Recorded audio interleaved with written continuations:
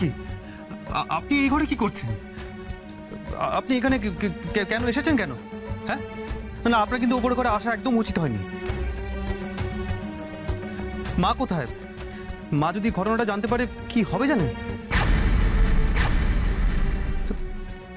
বলছিলাম যে দোহাই আপনার, শান্ত হন। আমি বাধ্য হয়ে এসেছি, বিশ্বাস করুন। আমার না এসে কোনো উপায় ছিল না। তাও যদি মা দেখে? কেউ দেখেনি আসতে। আমি যতটা সম্ভব লুকিয়েই এসেছি।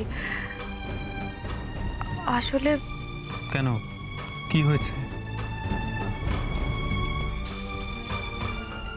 আপনি কি কোনো সমস্যায় পড়েছেন? সেটা কি আমায় বলতে চান? কি হলো বলুন। দেখুন, আপনি কিন্তু নির্ভয় বলতে পারেন। আর সকালে মায়ের ব্যবহারে কিছু মনে করবেন না। না না, আমি কিছু মনে করিনি। উনি তো মা, মায়েরা অমন একটু আধটু বকেই থাকেন।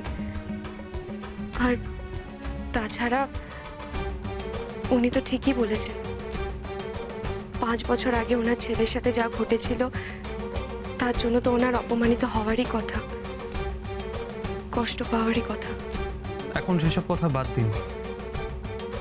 পুরনো কথা নিয়ে আলোচনা করা আমি একদম অপছন্দ করি।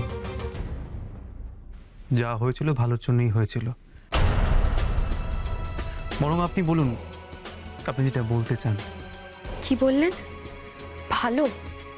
কার ভালো হয়েছিল এতে? আমার তো কিছু ভালো হয়নি।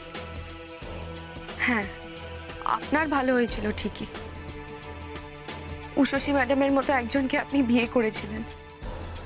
ওনার মতো মানুষ সহজে খুঁজলে পাওয়া যায় না। কিন্তু আমার জীবনটা তো নষ্টই হয়ে গেল। যাকে ভালোবেসে পালালাম সেই তো আমাকে ফাঁকি দিয়ে আর বিয়ে করতে এলো না। আমি অপেক্ষা করলাম, জানেন, অপেক্ষা করলাম, করেই গেলাম, এলো না সে। মাথা নিচু করে যখন বাড়ি ফিরলাম শুনলাম বাবা মরেছে। দুঃখে, লজ্জায়